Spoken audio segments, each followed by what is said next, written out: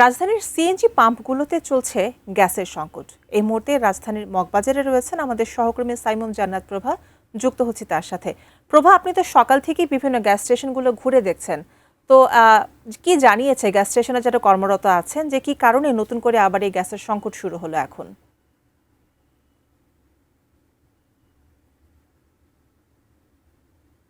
প্রভা,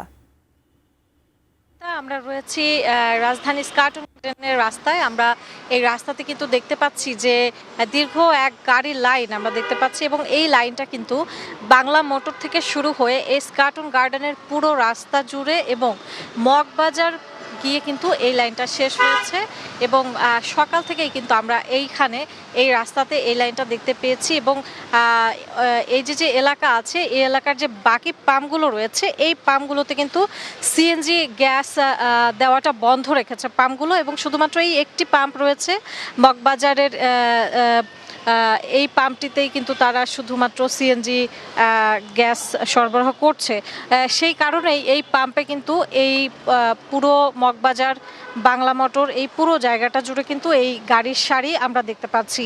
এবং আমরা এখানকার যে এখানে ব্যক্তিগত যানবাহন থেকে শুরু করে বিভিন্ন কোম্পানি এবং বিভিন্ন জনসেবামূলক গাড়িও কিন্তু এখানে রয়েছে। তাদের সঙ্গে আমরা কথা বলেছি, জানার চেষ্টা করেছি তারা আসলে কতক্ষণ ধরে এখানে রয়েছে।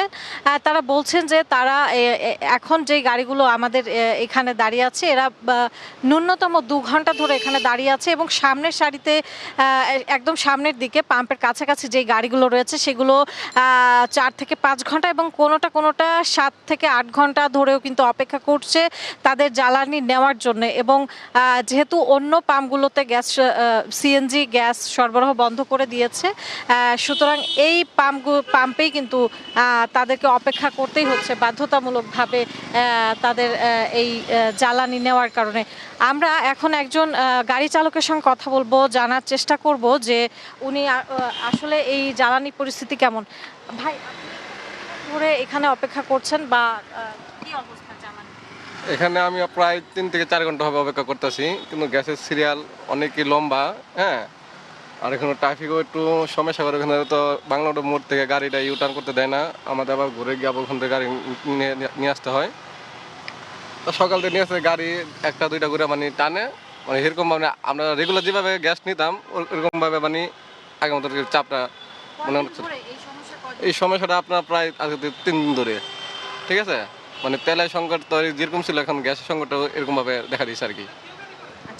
রুমিতা, আমরা জানার চেষ্টা করছিলাম একজন গাড়ি চালকের কাছ থেকে। উনি বলছিলেন যে উনি 3 থেকে 4 ঘন্টা ধরে এই লাইনে কিন্তু অপেক্ষা করছেন সিএনজি জ্বালানি নেওয়ার জন্য। এবং আমরা কিন্তু এখানে দেখেছি রুমিতা, আমরা দেখানোর চেষ্টা করেছি এখানে যারা অ্যাম্বুলেন্স এবং অন্যান্য জনসেবার যে গাড়িগুলো রয়েছে তারা কিন্তু তাদের দীর্ঘ যে ভোগান্তি সে কথা বলছেন। এবং এতেই বোঝা যায় যে আসলে জনদুর্ভোগটা আসলে কোন পর্যায়ে পৌঁছেছে। তবে সরকার এবং অন্যান্য পক্ষ থেকে বলা হয়েছে যে খুব তাড়াতাড়ি কিন্তু এই সমস্যার সমাধান করা হবে, যেহেতু মহেশখালীতে কিছু কারিগরি সমস্যার কারণে এই সংকটের তৈরি হয়েছে। সরকারের পক্ষ থেকে কিন্তু বলা হচ্ছে যে 2-3 দিনের মধ্যে এই সমস্যার সমাধান করা হবে।